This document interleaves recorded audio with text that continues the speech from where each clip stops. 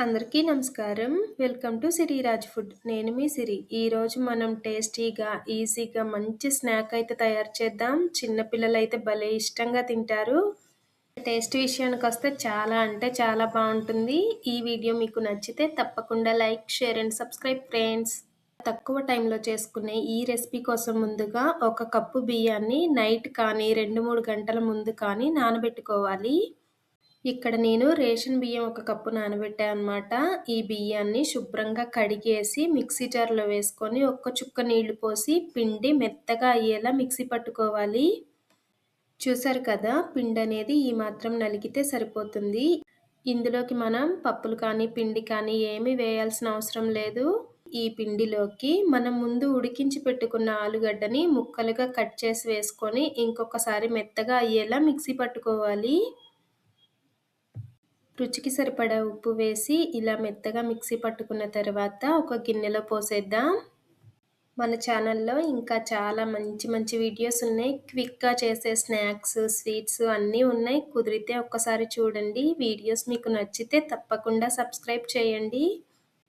ఇప్పుడు ఇందులోకి సన్నగా కట్ చేసిన కొత్తిమీర కొంచెం వేసి ఒక్కసారి మంచిగా కలిపేసుకొని పక్కన పెట్టేద్దాం.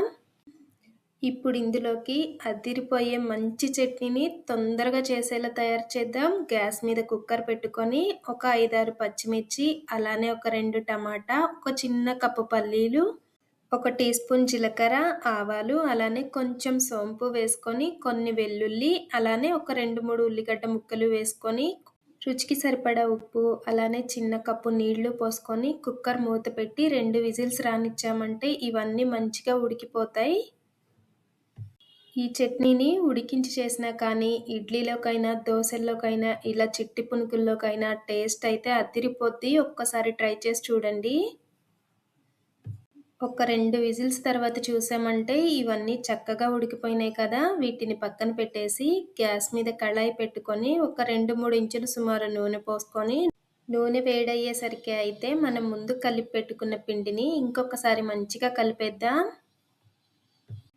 చూసారు కదా, ఒక్క 10 నిమిషాలు పక్కన పెట్టామంటే పిండనేది మంచిగా నానిపోయింది. ఇందులోకి ఒక చిటికెడు వంట సోడా వేసుకొని ఇంకొకసారి మంచిగా కలిపేసుకొని లైట్‌గా వేడైన నూనెలో చిట్టి చిట్టి పునుకులుగా వేసుకోవడమే. మనం వేస్తుంటే చూడండి చక్కగా పొంగుతున్నాయి కదా! ఇందులో మనం ఒక కప్పు రేషన్ బియ్యం, ఒక ఆలుగడ్డ మాత్రమే వాడామనమాట. ఎలాంటి పిండిలు కానీ, పప్పులు కానీ ఏమీ వాడలేదు. అప్పటికప్పుడే ఈజీగా ఈ చిట్టి పునుకులను ఒక్కసారి ట్రై చేసి చూడండి. గ్యాస్‌ని medium to high flame adjust చేసుకుంటూ వీటిని చక్కగా మంచి కలర్ వచ్చే వరకు వేయించుకోవాలి. ఇవి మరీ ఎక్కువగా ఎర్రగా వేగిపోవాల్సిన అవసరం ఏమీ లేదు. ఇలా లైట్ కలర్ వస్తే సరిపోతుంది. ఇవైతే వేగిపోయినాయి కదా! పక్కకి తీసేసి రెండో వాయి కూడా వేద్దాం. ఇలా లైట్ కలర్ వచ్చినా కానీ మనం ఆలూతో బియ్యం పిండితో చేసాం కాబట్టి లోపల ఏమీ లేదు. పొంగినాయి కాబట్టి చక్కగా బబుల్స్‌లా ఉంటుంది. లోపల సాఫ్ట్‌గా, బయట క్రిస్పీగా, టేస్ట్ అయితే చాలా అంటే చాలా బావున్నాయి. ముందు ఉడికించుకున్న టమాటాలనైతే మిక్సీ పట్టుకొని ఒక గిన్నెలో పోసేద్దాం. మైదా లేకుండా మనం తయారు చేసిన చిట్టి పునుకులైతే రెడీ. ఒక ప్లేట్‌లో పెట్టేసుకొని టమాటా చట్నీ, ఉల్లిగడ్డతో సర్వ్ చేసుకుంటే టేస్ట్ అయితే చాలా అంటే చాలా బావుంది. తప్పకుండా ఒకసారి ట్రై చేసి చూడండి.